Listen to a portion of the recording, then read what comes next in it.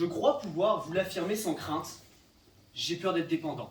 Et j'ai d'ailleurs peur de la mainmise de la société sur notre existence dont on ne peut s'extraire.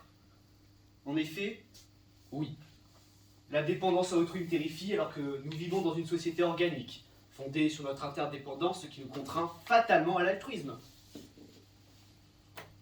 Cher public, alors, vous voilà peut-être surpris par une crainte aussi ridicule, car comment persévérer socialement sans altruisme?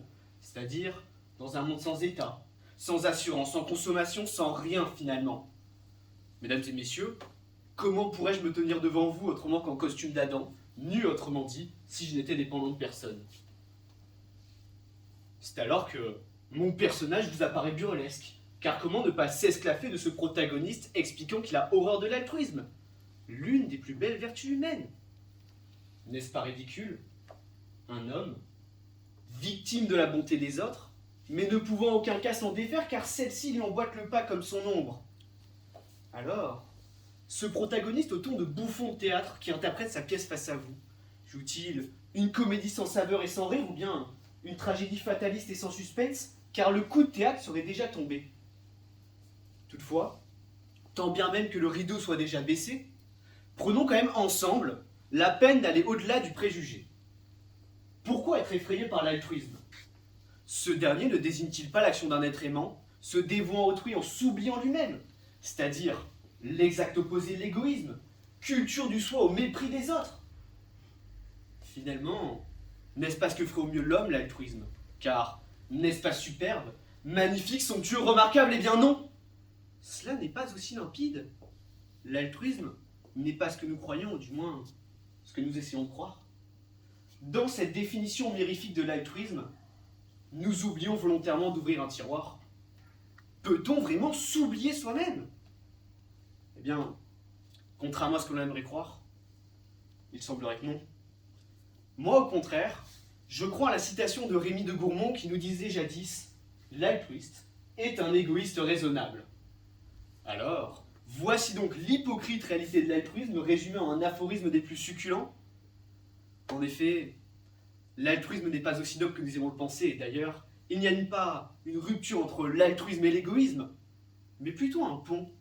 Le pont de la société, car l'altruisme, ce n'est rien d'autre qu'une évolution sociale plus enviable de l'égoïsme. Alors voici donc la vérité. L'altruisme est la propension paisible et raisonnable de l'égoïsme. L'altruisme, ce n'est pas une vertu, c'est un cache-misère.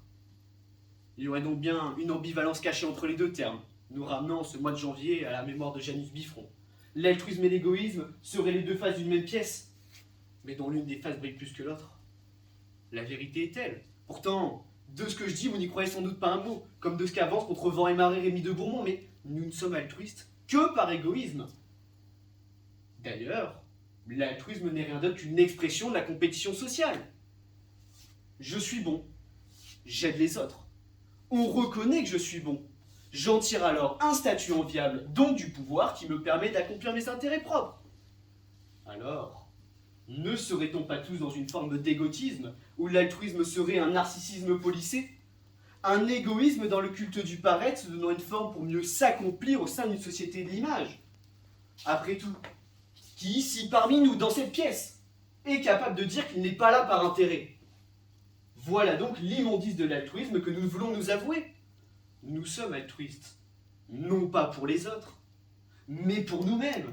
Car si l'égoïsme c'est l'amour de soi, l'altruisme c'est l'amour propre, il se passe dans le regard d'autrui. C'est l'attention de la société à notre égard qui nous pousse à agir. D'ailleurs, en tant qu'animal social, mettons-nous une pièce dans le gobelet d'un sans-abri par pur altruisme? Ou bien est-ce par égoïsme car nous cultivons notre narcissisme au travers du regard des passants qui acquiescent implicitement notre action charitable? Pas à pas, petit à petit, j'espère que vous saisissez la profondeur de cette citation de Rémy de Gourmont qui, contre votre propre volonté, vous révèle votre véritable visage insoupçonné par vous-même. Alors, altruiste ou non? Raisonnable ou non? L'homme est égoïste, et il fait preuve d'un altruisme intéressé, désignons-le par ce terme. Altruisme intéressé que nous retrouvons partout autour de nous. Mais peut-être allez-vous me dire que j'ai tout faux, que vous êtes différent de tout cela, que l'homme est altruiste et non pas égoïste. Mais mesdames et messieurs, rappelons-nous ensemble Noël passé. Rappelons-nous ensemble à combien de personnes nous avons fait le choix d'offrir un cadeau, tout en sachant que cette personne ne nous en offrirait pas un. Alors, étions-nous réellement altruistes en offrant des cadeaux, ou simplement voulions-nous en recevoir un en échange?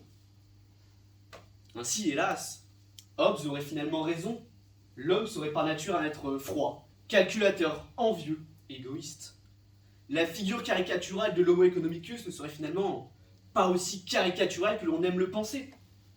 On pourrait d'ailleurs aisément en conclure que toute forme d'altruisme dans le monde, aussi belle soit-elle, cacherait inévitablement de l'égoïsme.